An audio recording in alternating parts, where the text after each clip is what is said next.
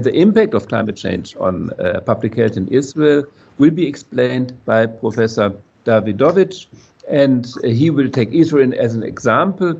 And by training, he is an epidemiologist and a public health physician, so theory and practice meet.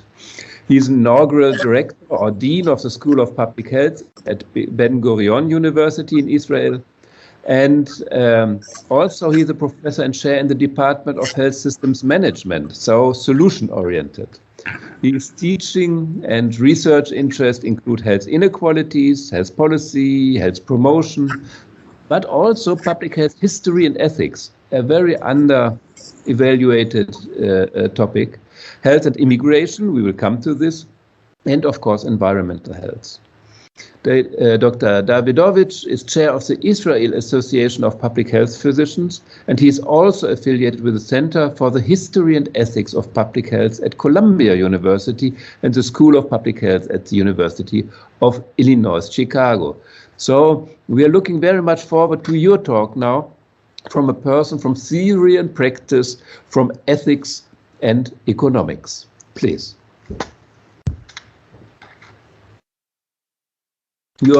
Thank you. Thank you so much for the invitation, Professor Brandt. I want also to congratulate the Prasanna School of Public Health and Mr. Prasanna for the celebration, and of course my dear friend Professor Henry Fokker, that we know each other already for many, many years, and he was a key person in promoting environmental health here in Israel with the establishment of the Environment and Health Fund. So what I'd like to do, and I change a bit my title, is to talk about the situation in Israel, but also to save some part of the discussion how we should move from science to policy, because I think that currently many things are already known, and there is some mental block, I would say, in moving forward, and also how to integrate our response. So Israel, like many other countries, unfortunately, is already suffering from climate change, with a future rise by the end of the century of about 4 degrees. We're going to suffer probably more than northern countries, the rise of sea level, many other things that were presented. But again, you can see that climate change is not something for the future. It is already here with us. And this is from a presentation we had just 3 weeks ago, a very large event at Ben Gurion University about climate change and health. And this is Ministry of Health data. You can see that the premature death from exposure to extreme heat actually almost doubled during the last decade, if we compare to the beginning of 2000. And you can see where we are staying. We're very close to the Eastern Mediterranean, and it's even higher than what happened in Europe. Sometimes we had the feeling that Europe is not adapted, but we have also these phenomenon in Israel. And something that was partly discussed, and I'll be happy to keep it later for the discussion, and I'll show it also in my presentation, is the question of health inequalities between countries and within countries. And this raises indeed ethical questions, and like many other public health challenges, we need to do the social epidemiology and understanding also social, economic, environmental, and political determinants of health. Here you can see the heat-related emergency room visits. You can see how it went up by year, and also how actually we have vulnerable groups, both children and also the elderly. And where I'm located, Ben Gurion University is located in Be'er Sheva. It's just at the beginning of the desert. You can see that we have more and more dust periods, and this of course leads also to air pollution with PM 2.5, increased risk of hospitalization because of COPD, asthma, and pneumonia. And that's something that we have lots of research at Ben-Gurion University about this phenomenon. And I really want to raise some question of food for thought, because we are now in the middle of the COVID pandemic, and it's amazing to see how COVID pandemic mobilized so many countries, of course, with differences, but we took very severe measures. We are still taking very severe measures, lockdown, stopping flights, and it's interesting to see also how data became, with all the challenges, quite available. This is the dashboard that we're using in Israel about COVID, while if you take Professor Manfred Green, he was the director of the Israeli Center for Disease Control and dean of the School of Public Health at the beginning of Tel Aviv and then Haifa University. And he was talking already in 2013 about the lack of data and how we need existing systems to monitor deaths that can help us also to deal with climate change and its aspects, and to see if the intervention we're going to do are going to be effective. So this is from his recommendation. He was heading a committee, and also from his paper about climate change and health in Israel, adaptation policies for extreme weather events. And since 2013, I need to say that unfortunately, many of the recommendations were finally not funded, not adopted. And when you compare it to COVID and the mobilization of resources, it's really interesting to compare and understand why this difference, why the stagnation, why the mental block with climate change that is already here with us. Again, it's not something for the generation to come.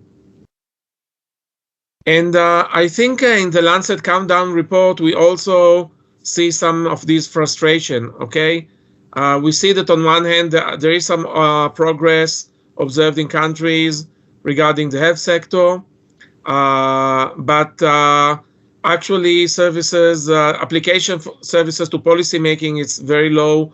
Only 4 of 47 member states within the EU reporting climate services are guiding health sector policy decision and investment plans. So we have here, I think, some challenges and many food for thought why we're not moving ahead. And in the conclusion, we can see that in this section of health sector and climate change, so they're saying that there is a positive direction, but the response is very slow, and national adaptation, national plans about health, as was presented by Professor Babakaram before, many of them are still not adapted, and I really think that this is maybe one of the most important issues to discuss, because we are going in conferences and we hear again and again similar things, and how it is so important to react and the integration that is needed, but still healthcare adaptation is it's still very poor. And I think that part of it is also related to what we call the paradox of prevention. You probably heard about it. We know that clinical care finally is responsible at most about 20% of our health outcomes, and the rest is related to our behaviors, social and economic factors, and physical environment. And most of the money finally is going downstream to medical services. Now, of course, I'm not against investing in medical services, but it's quite clear that, if we take also the example of climate change, there is a gap between the very alarming data we hear and the investment and priorities within the system. And this is, of course, in many ways against the public health thought. We know that in contrary to clinical thinking, we know that health within public health understanding is, of course, also about well-being. It's not just about lifestyle, it's also about the local economy, including issues related to food that were presented before, and nutrition. It's about the built environment, the natural environment, and in general, the global ecosystem. And I think that also now, when we are in the middle of the COVID-19 crisis, and we see, for example, policies regarding reducing inequalities, we see how large the challenges are. And this is taken from Jonathan Patt's textbook about climate change and health. You probably know Professor Jonathan Patt. He was the leading author of the health section in the IPCC. And I think that probably we need to move into something that is much more of a network thinking, less hierarchical, to see the dynamic and here the eco-health perspective or One Health perspective are very important. What is the interaction between the anthropogenic and the natural? You see the decline of natural resources versus population growth. And climate change, of course, is one of the major forces that we're going to discuss related to migration, urban planning, economic development. It's so overwhelming, but, if taken seriously, maybe because we must act, it can serve as a wonderful opportunity to promote a public health is a win-win situation. So you're probably aware about the eco-health perspective. It's about the study of human population and planet Earth. It's a much more comprehensive term. It's dynamic. It's about the interaction between the biotic and abiotic elements. And it has by itself not just the national perspective, but a global, multidisciplinary, and also the idea how we should do an integrated assessment and move from science to policy. And I really urge us to think about this perspective, but to move from rhetoric into practice and to see how we need to structure our system maybe in a different way. And one of the suggestion I want to open here for discussion is our need to move to evidence-informed health policy and not just about evidence-based medicine that is very clinical oriented. We need to see how our research and the data that was presented in previous presentation here today and by myself need to move to decision and policy makers. And at Ben-Gurion University, we also opened a new center for knowledge transfer and exchange to see how we can have a dynamic and iterative process about synthesis, dissemination, and ethically sound application of knowledge with all stakeholders. And we took climate change also as one of our case studies. It's not just about producing new knowledge, but about informing policy. Systematic reviews using also local evidence, different type of evidence, also gray literature, and how to apply knowledge across different disciplines, and crossing the silos that are many times preventing us to integrate different kind of knowledge. I'm not going all over this. We have an online course with the University of Toronto. We'll be very happy to maybe do something similar also with your institution, and to see how what should be the right context. In our case, climate is climate in terms of the institutional climate, to linkage different types of knowledge, create knowledge that is applied, and how to facilitate all of this. One example that is also relevant to climate change and the new emerging diseases such as antimicrobial resistance. We know that many times we're finally going to the old solution and we are losing. So when we want to take complex problems such as climate change, for example, related to infectious diseases and also antimicrobial resistance, we need to be very wary of simple solutions. Even with COVID, just taking, vaccination, as wonderful as they are, that cannot be the whole solution. We need much more multifaceted approaches, as presented in previous lectures and also by myself. And here I want to take the case of migration, that is, I think, an ongoing public health challenge all around the world, including in Israel. We're talking about also environmental refugees because of climate change. We have many of them all around the world because also for environmental vulnerability. We did some health impact assessment study about the situation in Gaza, for example, and how it can influence environmental refugees. And understanding migration as a socio-ecological determinants of health, and how climate change and different political and social drivers are finally going to push further the question of migration, and how healthcare system need to take care of it. And this is going to be a permanent, this always been a permanent issue all throughout human history, but now with climate change, it's of course going to be even more so. You can see here the different driving forces and also pull factors, and mobility is increasing and must be taken into consideration.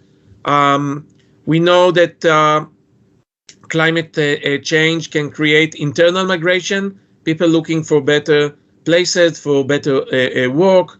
There are lots of discussion about what's going on in Africa, for example, and secondary migration, people that are moving from one country to the other. We have in Israel, for example, migrant workers and asylum seekers from Eritrea and Sudan that went through different countries all together. And of course, climate change, migration, and health creates many challenges. We're talking about migrants that are excluded, different barriers, the price of seeking healthcare. It's a life course perspective from infancy, even from pregnancy, and exposure to pollution and exposure to environmental effects, different epigenetics factors that are working up to the process of migration itself, when people are deciding to migrate because of climate change, for example, moving to the new country, different context, and how it affects also the second generation and the offsprings. And here you can see from one of our papers published last year how the different environmental stressors such as heat waves, water shortage, floods, acidification, sea level rise can bring us finally into different health outcomes that were mentioned, including displacements because of food security, energy poverty, rise in different vectors, all leading to poor health. And in places like sub-Saharan Africa, this is very crucial. And many of them are finally going to find themselves in countries like Israel because they are more affluent countries. Okay, so receiving countries like Israel, also internal migration in India, it can be as a very large country, creates lots of issues. And you can see here, and we need the long-term strategy, how to strengthen health system in, for example, poor countries like in Africa, but also in places like in Israel. We need much more policy-oriented research, how to develop hospitals, how to train professionals about climate change and its effects, reducing mortality, how to coordinate care between hospitals and community, and have a much more comprehensive healthcare, not just within country, but also between country with culturally appropriate services, because we're going to face lots of migration. So this is just one example how climate change and one topic of migration need to be researched. And I think here academic institutions have a very important role. You can see in terms of understanding pathways, but also technology, innovations, and health economics. This is the paper that we published just last year. It's a collaboration of different scholars from Haifa University, Ben Gurion University, Hebrew University. And another publication just published recently, how we can learn from COVID, how to move from national-based response to something that is much more regional and international. Of course, we know disease knows no borders, but this can be turning also into a cliche, because there are no borders when we're talking about climate change, but of course there are very much borders when it's about political will and political processes. In our paper that published recently, we spoke about global health threats that know no political borders, how the outbreak in Israel and Palestine and Jordan was affected, and how we can learn maybe from COVID-19 about better preparedness for climate change impacts. We must have stronger economies taking also leading role in developing regional resilience. A regional cooperation is finally crucial, promoting true cross-border collaboration.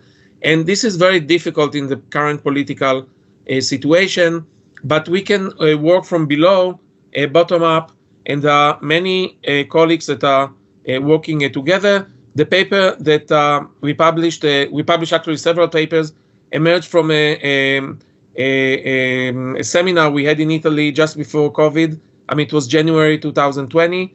We heard about a mysterious disease and we started to discuss it, but later on we continue to work together. We have every 2 years, as I said, the Dryland Desert and Desertification Conference. We have also representatives from India. Last year we did it online with people also presenting how climate change affecting their research and everyday clinical practice.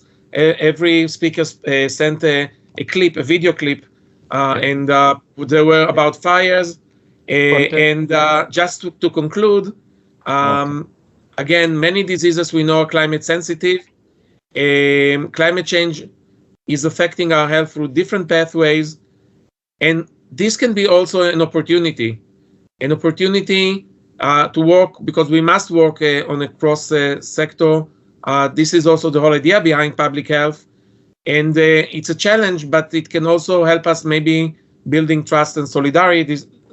This is of course up to us. It's not going to happen by itself, and I'm so happy that you invited me, because I think we can do lots of collaboration together. Thank you very much.